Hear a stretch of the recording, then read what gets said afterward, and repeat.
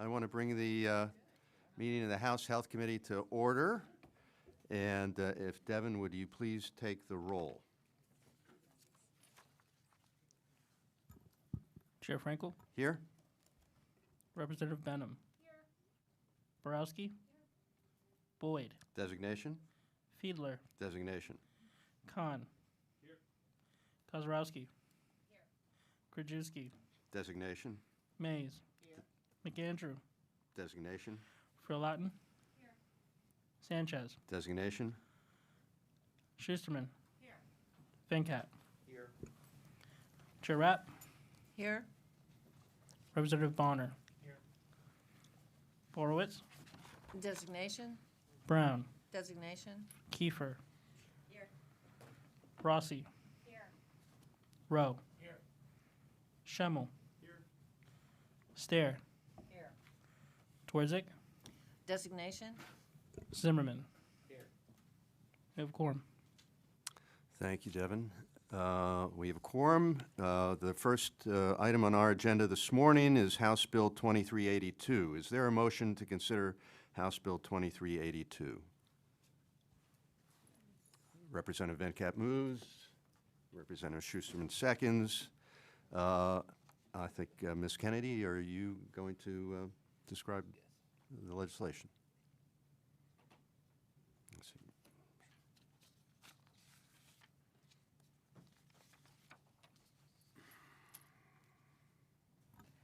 Thank you, Mr. Chairman. House Bill 2382, sponsored by Chairs Rapp and Frankel, creates the Rural Healthcare Grant Program within the Department of Health. Hospitals, federally qualified health centers, and birth centers in rural counties or designated medically underserved areas will be eligible to apply for grants to be used to pay education loans for physicians and nurses. Priority for these grants will be given to entities that are not owned by, affiliated with, or managed by a healthcare system, healthcare provider, or other entity. The entity will receive the grant money directly from the department, and the entity will transmit that grant money to a physician or nurse's educational loan company on their behalf. The maximum grant award an entity may receive in one calendar year is $250,000. The department will ensure compliance with this grant program. The department will provide annual reports on various aspects of the program. Funding for the program will come from an appropriation as determined by the General Assembly. House Bill 2382 is supported by the following stakeholder groups: the Hospital and Health System Association of Pennsylvania, Penn State Health, UPMC, St. Luke's University Health Network, the PA chapter of the American Academy of Pediatrics, the American College of Physicians, the PA chapter, PA affiliate American College of Nurse Midwives, PA Academy of Family Physicians, and the PA section of the American College of Obstetricians and Gynecologists. The Department of Health supports the bill with the proposed amendment being offered today. Thank you, Mr. Chairman. Thank you, Ms. Kennedy. I'll be offering Amendment A05085. Is there a motion to consider the amendment? Representative Rapp moves. Representative Borowski seconds. Dylan, would you please explain the amendment? Amendment A05085 adds nurse midwives as eligible practitioners and rural health clinics as eligible entities. It makes several clarifications throughout the bill, including that grants are in 10,000 increments up to $250,000 total. All professional school debt is eligible, clarifies what is considered an independent entity, and changes the time frame for the department to disperse grants from 60 days to 90 days. Thank you. Any discussion or questions on the amendment? Chair Rapp. Thank you, Mr. Chairman. This is an agreed to an amendment, and I will speak further about the bill after it is amended, but I ask my fellow committee members to support this amendment. And Mr. Chairman, I thank you for bringing it to my attention and working together to amend the bill to make it better. Right, Thank you. Thank you, Chair Rapp. I appreciate your being willing to accept this amendment, which allows for undergraduate debt repayment as well as allows for funds to rural health centers and midwives. With no further discussion, I'm going to ask if there are any negative votes on the amendment. Seeing none, Amendment A05085 is adopted. Is there any discussion on the bill as amended? Representative Tariq Khan. Thank you, Chair Frankel. I just want to thank Chair Rapp and the executive directors, Michael Saget, Erica Fricke, for their work on this really important bill. I can tell you as a nurse practitioner, the fact that you can actually have reimbursement is an enticement for you to decide to go to some of these areas. Some of the NPs that I work with at the health center in my community were initially there because of the loan repayment program. And this grant, I think, administered by the Department of Health, will entice people to go to those rural settings. And I'm hopeful that this is a positive step in getting more practitioners out into rural areas so we can make sure that those individuals are served. So again, thank you, Chair Rapp, for this bill, and I will yield the time. Thanks. Thank you, Representative Khan. Representative Kiefer. Thank you, Mr. Chairman. Just a quick question. I was trying to, as I was going through this legislation, trying to see if there's any conditions for these grants. So is there any requirements as far as you can receive these grants or loans provided you give a certain amount of your time back, right, that you would have to practice in a rural area for a minimum of, say, 5 years or something like that? Mr. Siggett. Thank you, Mr. Chairman. Rep. Kiefer, the bill requires a minimum of 3 years for the entity in the rural or DMU area in order to receive the grant. And, excuse me, the grant can be apportioned throughout the 3 years per the term of the bill that allows the employer and employee to set those terms, provided, obviously, that the remainder of the bill is followed. Thank you. Before I turn it over to Chair Rapp, are there any other comments or questions? Seeing none, Chair Rapp. Thank you, Chairman Frankel. This bill arose from the Rural Hospital Roundtable meeting that took place in January. At that meeting, there was a lot of discussion about the issues facing rural health care in the state of Pennsylvania, as well as ideas that were offered to ensure that rural health care gets the support that it needs to remain viable. So there was a lot of collaboration with rural hospitals, FQHCs, rural health clinics, and birth centers that serve rural counties and designated medically underserved areas. We are in the midst of a nationwide healthcare workforce emergency. This Commonwealth does not currently have enough medical providers to meet Pennsylvania's growing healthcare needs, leaving rural communities access to care in a perilous state. According to a recent survey from the Hospital and Health System Association of Pennsylvania, vacancy rates for nursing support staff and registered nurses in rural hospitals were 28% and 26% respectively, compared to 19% and 14% statewide. 62 of Pennsylvania's 67 counties are considered full or partial health professional shortage areas for primary care. 47% of women in rural counties live more than 30 minutes from a birthing hospital, with at least 19 rural hospitals transitioning away from providing obstetric care in the past 2 decades. I do want to address some of the stakeholder feedback that we received on this bill, specifically as it relates to adding other practitioners and entities to the bill. I understand these stakeholders' requests.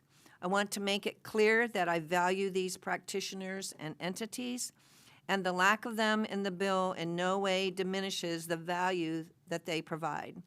This bill is meant to be a targeted bill to attract more physicians and nurses to specific facilities in this Commonwealth in the hope that these practitioners will decide to stay in these facilities upon the end of the grant period. It does not ignore the important work that other practitioners and facilities provide. I want to publicly thank Chair Frankel for agreeing to co-prime this bill with me and for bringing it to a vote soon after it was filed. I appreciate, sir, your willingness to work with me on this bill and for your efforts in offering the committee amendment today. While we may disagree on some issues, I can confidently say that you've been a supporter of rural health care access, and I thank you for that support.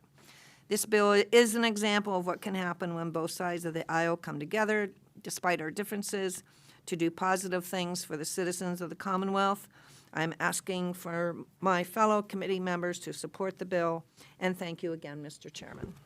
Thank you, Chair Rapp, and let me echo your sentiment about collaborating, and it's always a pleasure to be able to do something on a bipartisan basis.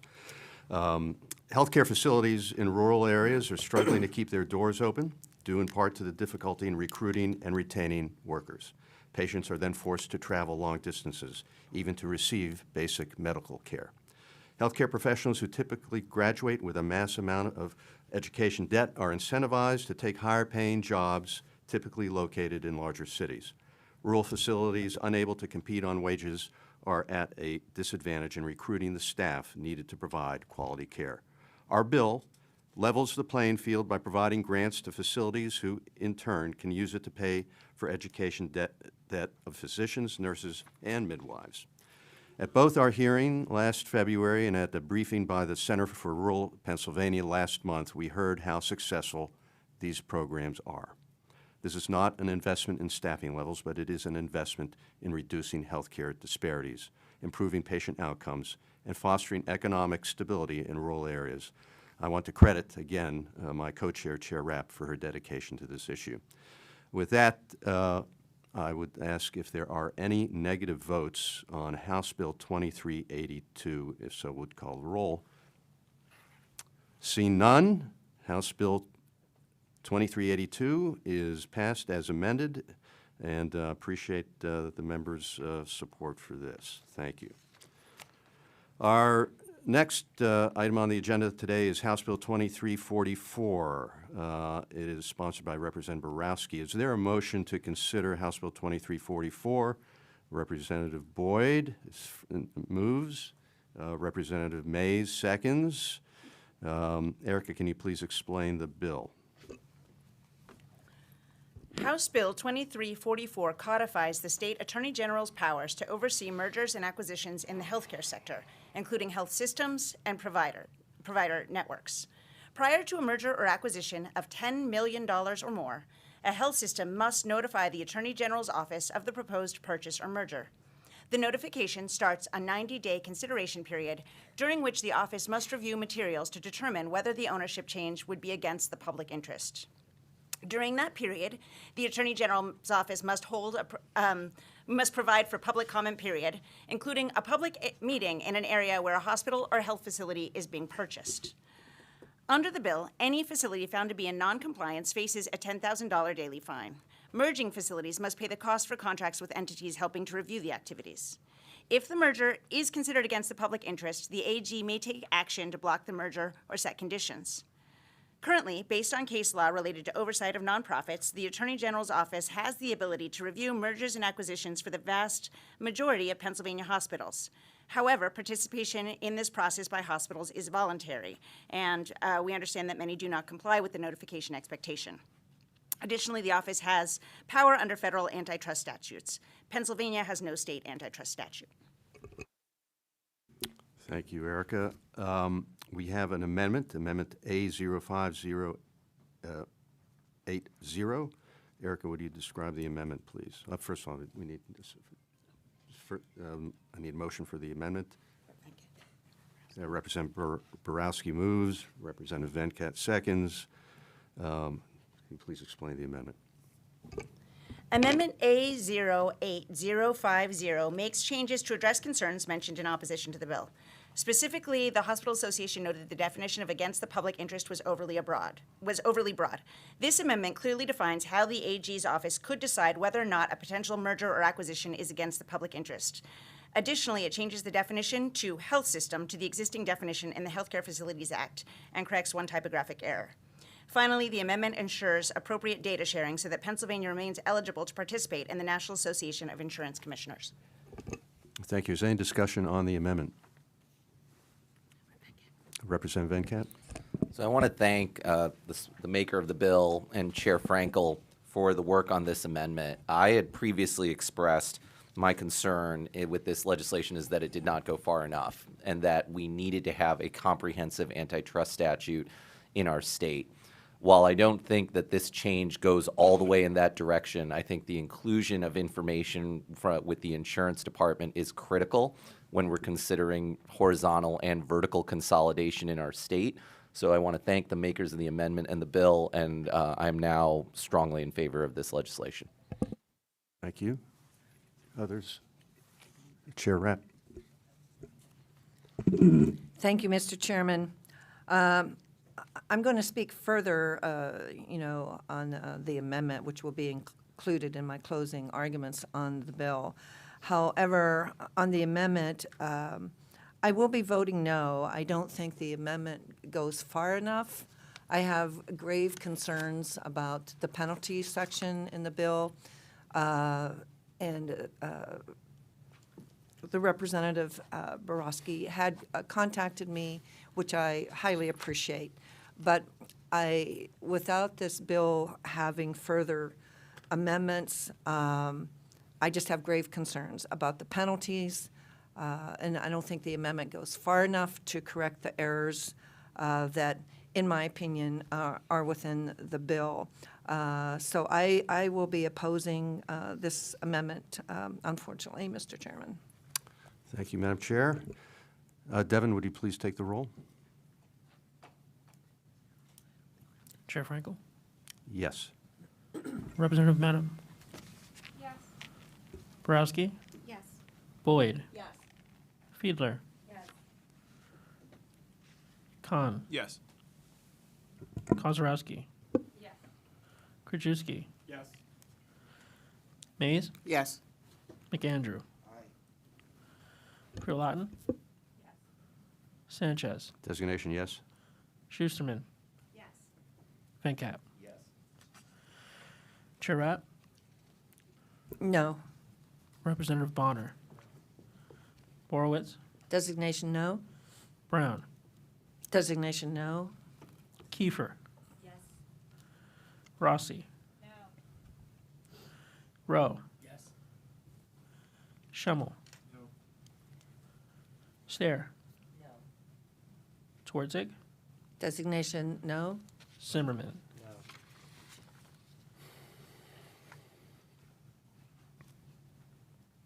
16-9 passes.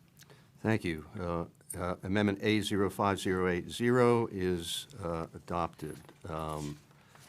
Is there any discussion on the bill as amended? Representative Barrett? Representative Kiefer?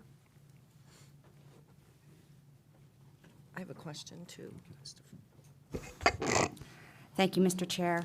I appreciate the maker of the bill working with us on this and really trying to dig into what all of our issues are.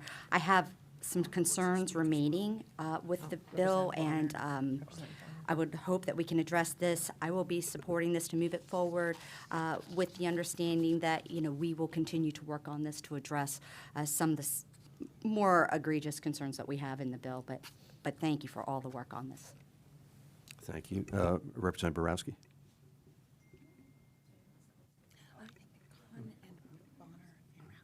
Okay, I'm sorry. So Representative Khan?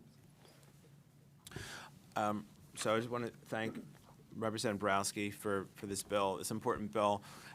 We saw this in Philadelphia, actually, with the issue of hospitals being bought and then closed. Hahnemann, so many nurses, over 1,000 nurses, over 1,000 healthcare providers were laid off because the hospital was bought. Then 18 months later, it was closed. And these are union nurses from PASNAP. We had workers from SEIU Healthcare. We just had so many people lose their jobs, and supporting industries that were around, not even in healthcare, the restaurants, all of the shops that served the hospital, they suffered. My patients suffered. I was unable to send them to care because that was a critical access point. And even some of the tests that I'd ordered, they were sort of like lost. I never got results back for patients that I sent to these hospitals. And we see this time and time again when there are mergers and acquisitions. It does nothing to improve the quality of care. the access to care goes down, and then the cost of healthcare goes up time and time again.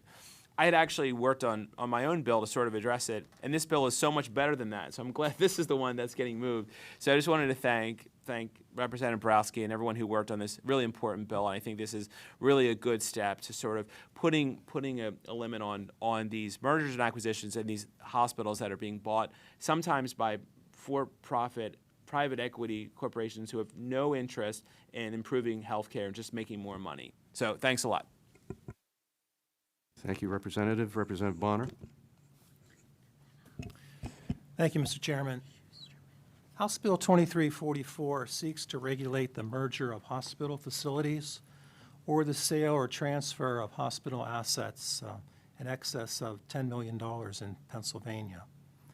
I'd like to make initially some brief preliminary comments about our hospitals and then conclude with some specific comments about this particular bill. First of all, I'd like to at least disclose I have sat on hospital boards for approximately 40 years, both on UPMC and on AHN. But following my election to the House of Representatives, I did resign from all boards. So I do not have any current relationship with any hospital board, nor have I spoken with anyone in the hospital field relative to this legislation. Although I probably should have, it would certainly be an informative process for any of us to speak with representatives in the hospital field.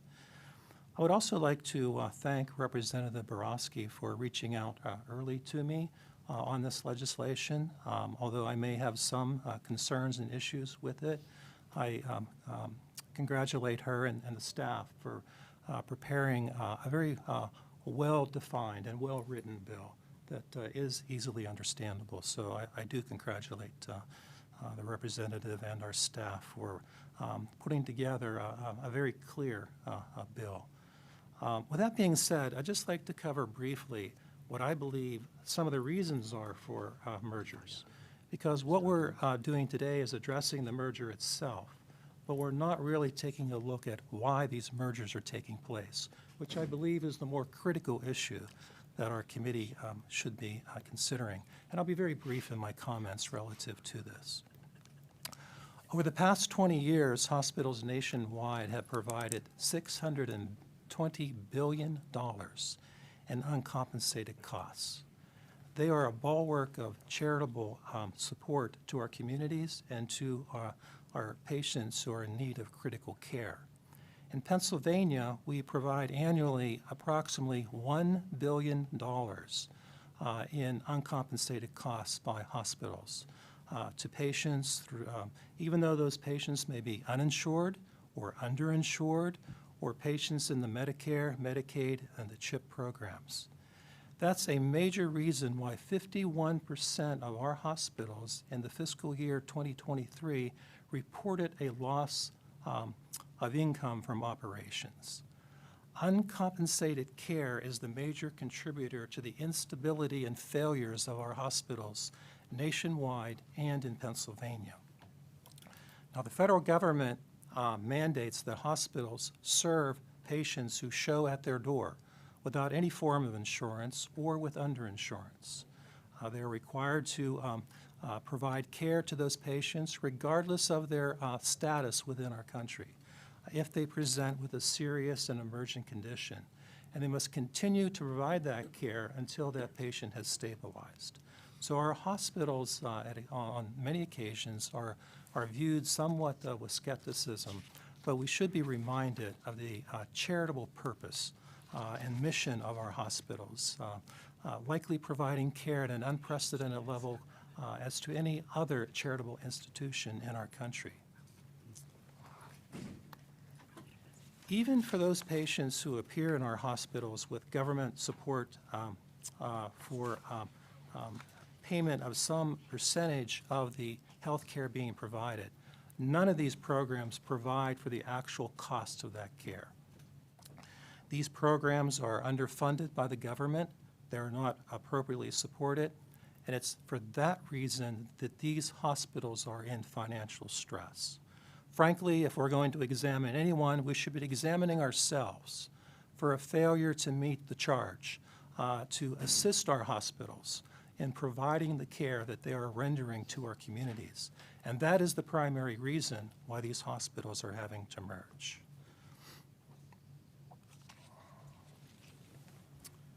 Hospitals currently are the most heavily regulated service, profession, and business in Pennsylvania. And they have been a major target of legislation in this particular session, with our government seeking to mandate staffing levels when our hospitals are in financial distress, taking away flexibility in operations. They are seeking to interject the government in private contracts between hospitals and physicians. And they are the only specific business now included in pending general antitrust legislation. No other business is included in that general antitrust legislation now pending before the Judiciary Committee. We again are singling out hospitals. We should really, as I say, be spending time on why hospitals are merging, not necessarily determining the method or obtaining the appropriate approval in the merger process itself.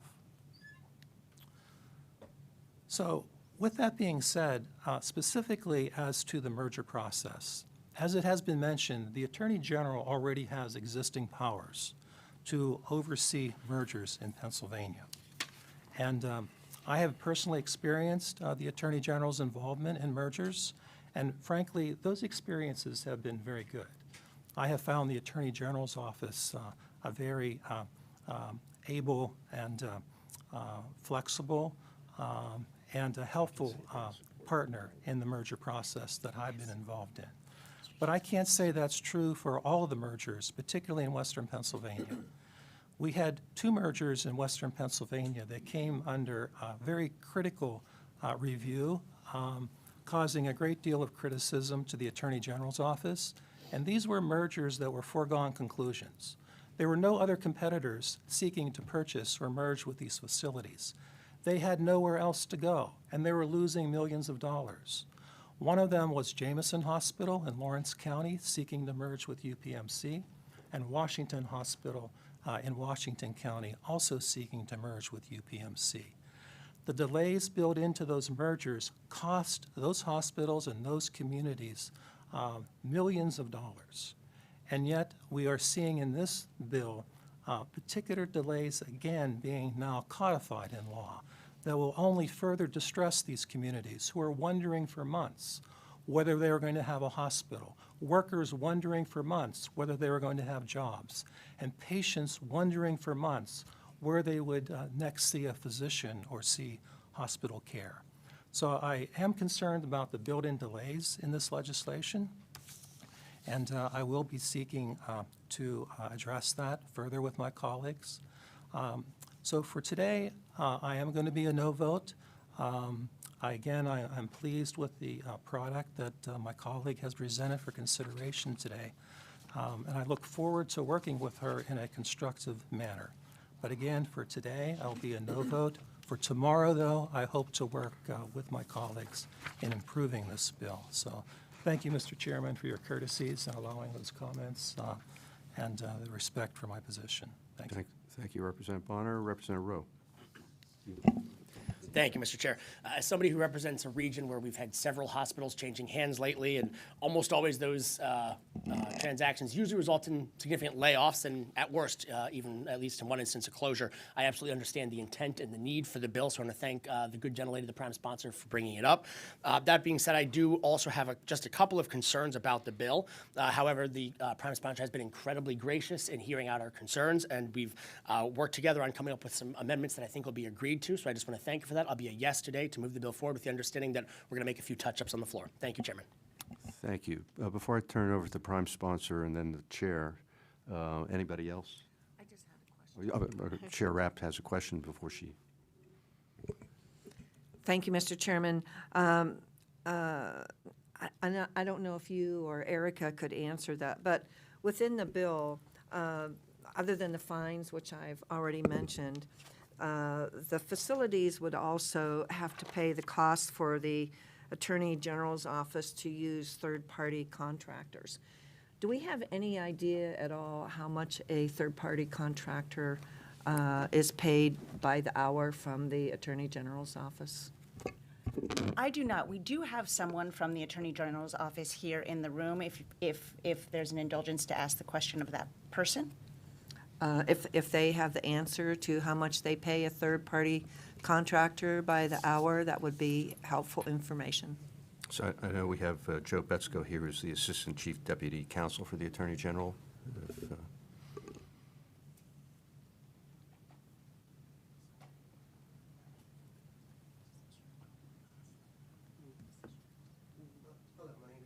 Joseph Betzko, Assistant Chief Deputy Attorney General for the Antitrust Section. I'm happy to field your question and respond to it as best as I can.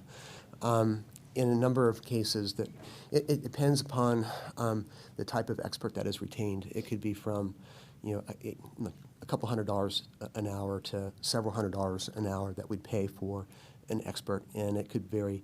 The types of experts we could retain could vary from an industry expert to an economic expert, and then also there would be, they would have, colleagues that would work in support of the retained expert, and they would be paid at a much lower rate. Usually, as I recall, roughly at a third to a half of the hourly rate of the main expert that's been retained. Again, industry economic expert, to help us review the transaction. If you would indulge me. Please go right So if this would go to the court level, what would those contractors be paid if they were actually in a court, in a hearing? Okay. I can respond in the context of an antitrust proceeding in that the expert costs that that we sustain are borne by the agency and not reimbursable. So it's an expense that's ultimately borne by the Commonwealth and not reimbursed. If we were, say, successful in a matter, say, for example, in federal court, we could recover our attorney's fees and other costs, but not expert costs. So just give me a ballpark figure of maybe a 1-day, 2-day, 3-day hearing of what the cost would be to the taxpayers then of Pennsylvania or to the hospital.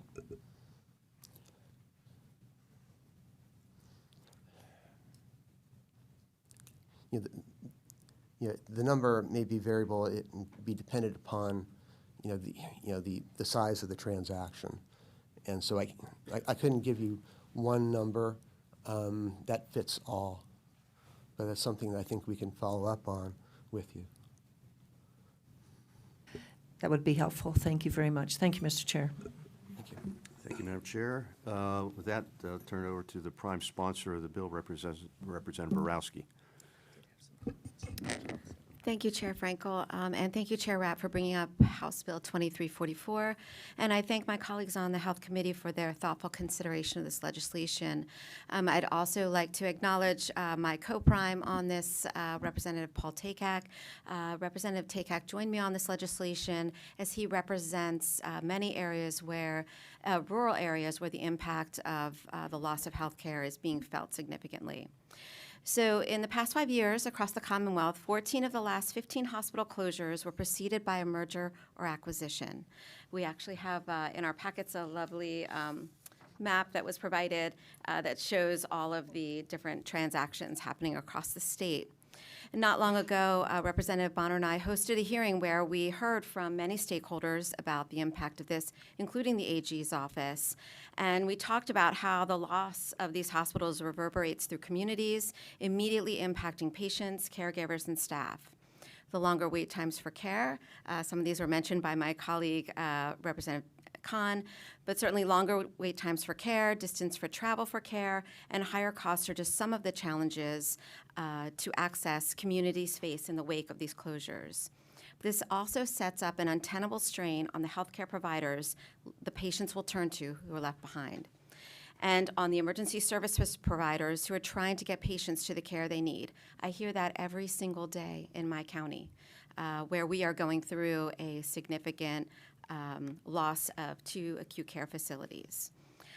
I, like so many of my colleagues on this committee and throughout the legislature, know all too well how the loss of the hospital ripples through a community, creating confusion, apprehension, concern, and the fear of not knowing where and how they will access care for themselves and their families. House Bill 2344 amends the Healthcare Facilities Act to provide needed oversight for when for-profit and nonprofit hospitals change hands or undertake major corporate or financial restructuring. We need to make sure there is due diligence before major changes to our healthcare landscape occur. We need laws to help better understand how these changes will impact health services and patient costs, as well as a hospital's ability to survive.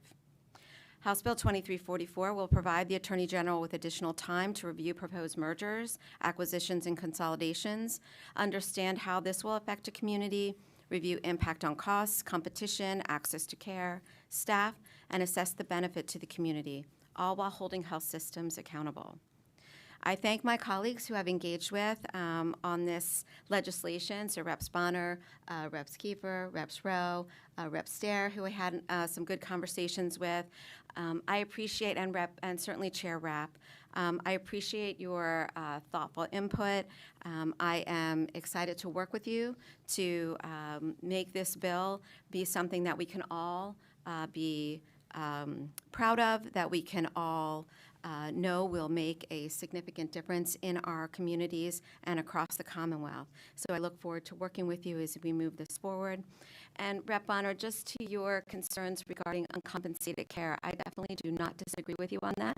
Spending 30 years working in hospitals that are safety net hospitals.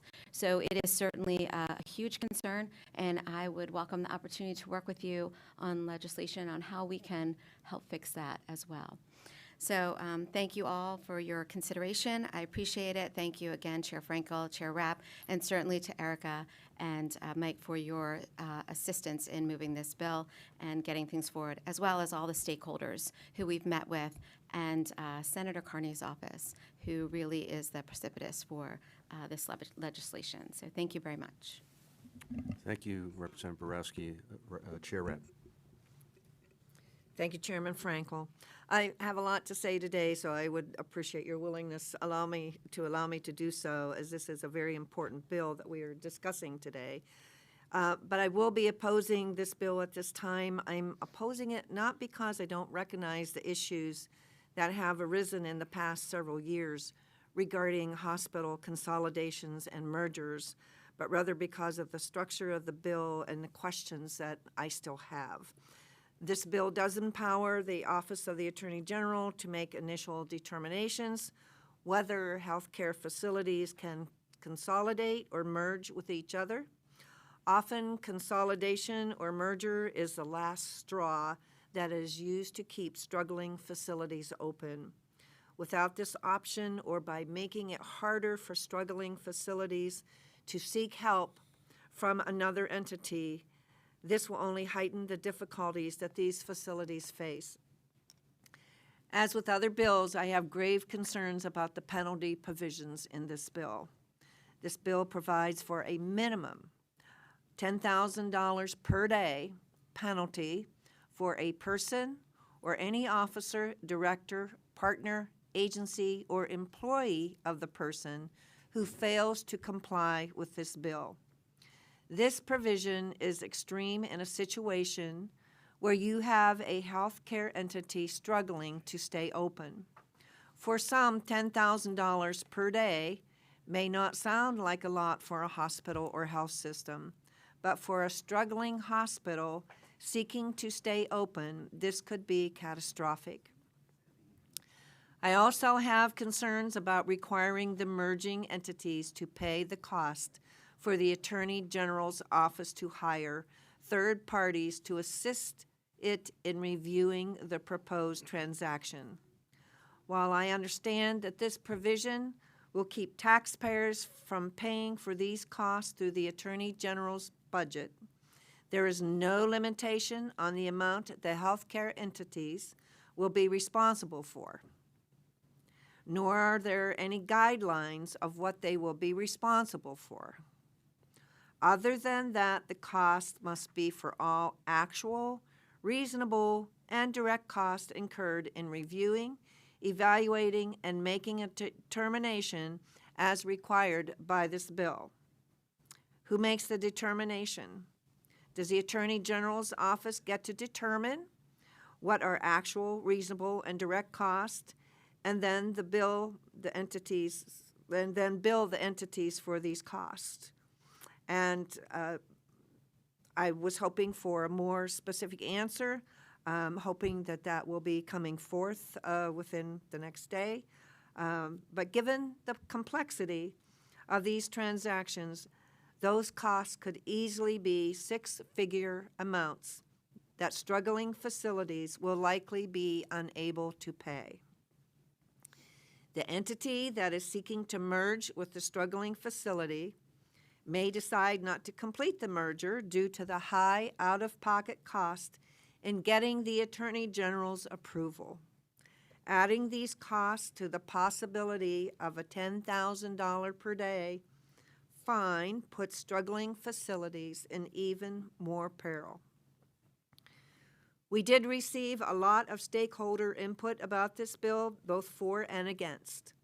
Those against this bill cite to statistics that more than 93% of the hospitals in Pennsylvania are nonprofits and are already subject to oversight by the Attorney General's office, which regularly scrutinizes transactions involving the charitable assets of healthcare facilities and entities. Additionally, transactions involving nonprofit and for-profit entities are already subject to review by the U.S. Department of Justice and the Federal Trade Commission and are subject to the requirements of the Sherman Act, the Clayton Act, and the Hart-Scott-Rodino Act. In essence, these stakeholder groups argue that this legislation is duplicative of existing state and federal processes. As for the supporters of this bill, we've heard about the troubling issues that have occurred with hospitals across the Commonwealth and specifically in the Southeast. I certainly do not discount these concerns. I do find interesting the comments of the Attorney General's office that we received yesterday in response to the Hospital and Health System Association's comments. Frankly, the response has left me with more questions than answers. In their response, the Attorney General's office disputes that they would have sole unilateral authority under this bill. I do agree with that statement. However, the comment continues that the Attorney General's office already has authority to challenge transactions in court. If that is the case, why is this bill needed as currently drafted? The response further states that this bill does not create new bureaucratic requirements. The response states that the Attorney General can petition the court for access to all of the same records and information provided for in this bill. This bill provides for a list of what may be required to be produced depending upon the specific aspects of a given transaction, which the office essentially seeks today under the protocol. Again, if this is the case, why is this bill needed? Finally, the Attorney General's response then says something completely different in that its protocol does not have the force of law. It's a product of the Office of Attorney General's Charitable Trust and Organization section primarily for attorneys and outside experts involved in healthcare transactions when under the review of our office. It was created because we lacked a statute like House Bill 2344. If this is an accurate statement, how is the Attorney General enforcing a protocol on hospitals as if the protocol is the law?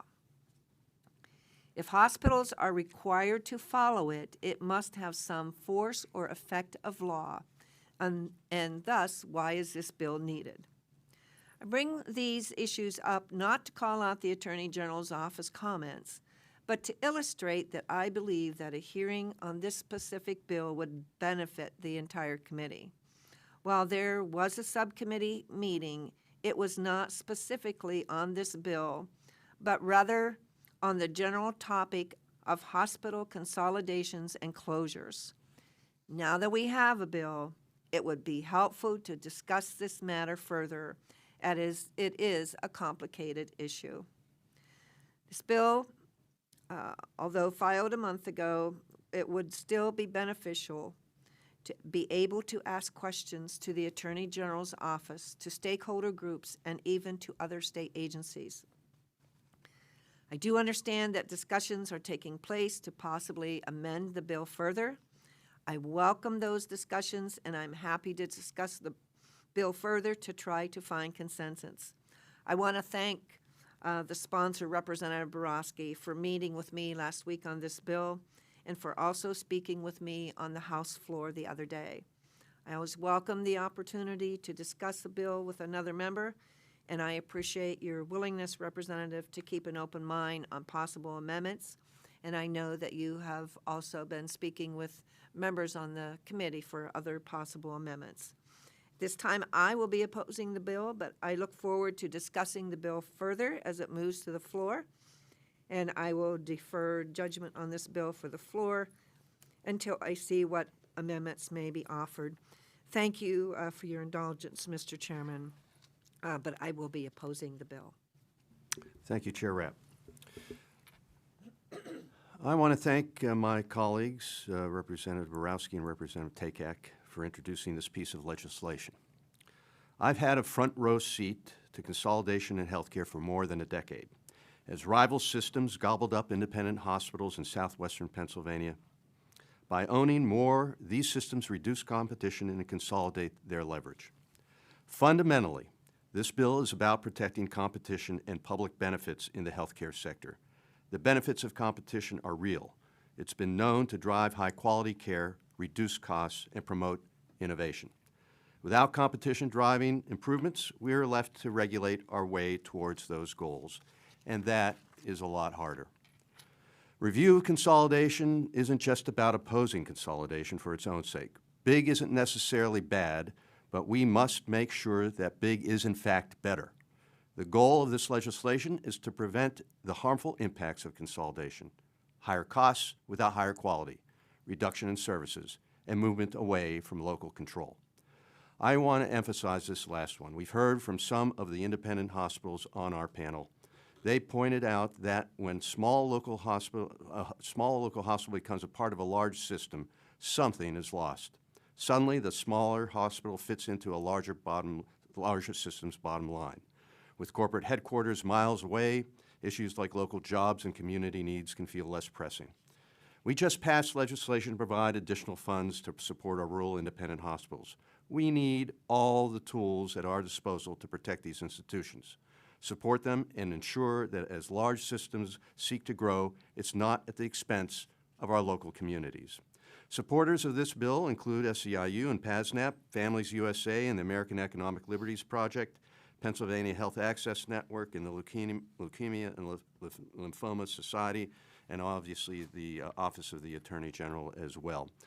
Pennsylvania patients and communities deserve someone watching out for their interests when it comes to health care providers. This legislation, combined with efforts to support independent hospitals, is who we can begin to correct the dramatic loss in local control. So with that, Devin, I'm going to ask you to call the roll. Chair Frankel. Yes. Representative Benham. Designation yes. Borowski. Yes. Boyd. Yes. Fiedler. Yes. Khan. Yes. Kozarowski. Designation yes. Krajewski. Yes. Mays. Yes. McAndrew. Freeland. Sanchez. Designation yes. Schusterman. Designation yes. Venkat. Designation yes. Chair Rapp. No. Representative Bonner. Borowitz. Designation no. Brown. Designation no. Kiefer. Yes. Rossi. No. Rowe. Yes. Schemmel. No. Stair. No. Twardzik. No. Zimmerman. 16-9 passes. Thank you, Devin. House Bill 2344, as amended, is reported out of the House Health Committee. Thank you, members, for your thoughtful discussion today. Next, we have a package of 3 non-controversial resolutions to consider. Resolution 480, introduced by Representative Tom Jones, designates June 23, 2024 as Widows and Widowers Day in Pennsylvania. House Resolution 484 from Representative Sanchez recognizes June 2024 as Myasthenia Gravis Awareness Month in the Commonwealth. House Resolution 485 from Representative Benninghoff designates September 2024 as Childhood Cancer Awareness Month in Pennsylvania. Is there a motion to consider the package of non-controversial resolutions moved by Representative Chair Rapp, seconded by Representative Krajewski? Are there any negative votes on the package of non-controversial resolutions?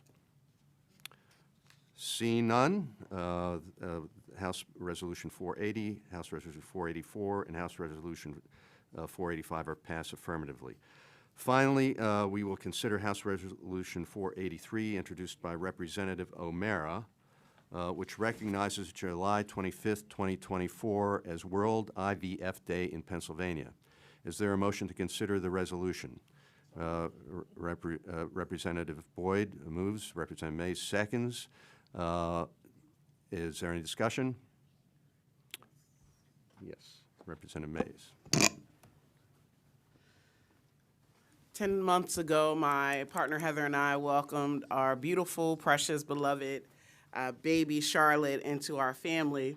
And through the miracle of assisted reproductive technology, we have been able to form and grow our family, and my daughter is my greatest blessing.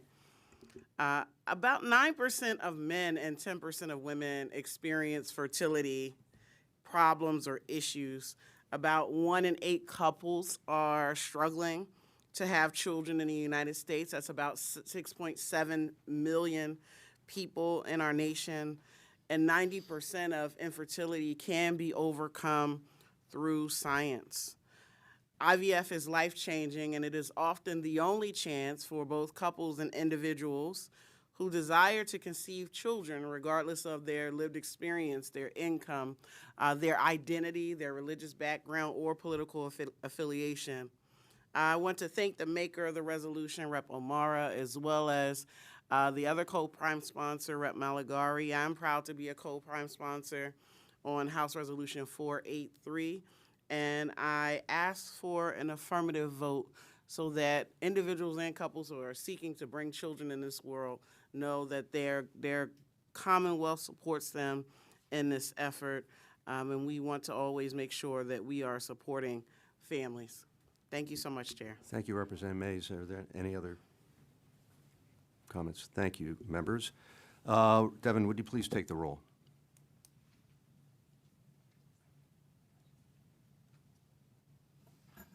Chair Frankel. Yes. Representative Benham. Designation, yes. Borowski. Yes. Boyd. Yes. Fiedler. Yes. Khan. Yes. Kozarowski. Designation, yes. Krajewski. Yes. Mays. Yes. McAndrew. Designation, yes. Furlan. Yes. Sanchez. Designation, yes. Schusterman. Designation, yes. Venkat. Designation, yes. Chair Rapp. Yes. Representative Bonner. Yes. Horowitz. Designation yes. Brown. Designation yes. Kiefer. Yes. Rossi. Yes. Rowe. Yes. Schemmel. No. Stair. Yes. Twardzik. Yes. Zimmerman. Yes. 24-1. Thank you, members. House Resolution 483 is reported from the House Health Committee affirmatively. At this time, this is the last scheduled Health Committee meeting before the break, unless something happens that we need to respond to. We look forward to reconvening in the fall. In the meantime, seeing no further business, this meeting is adjourned. Thank you.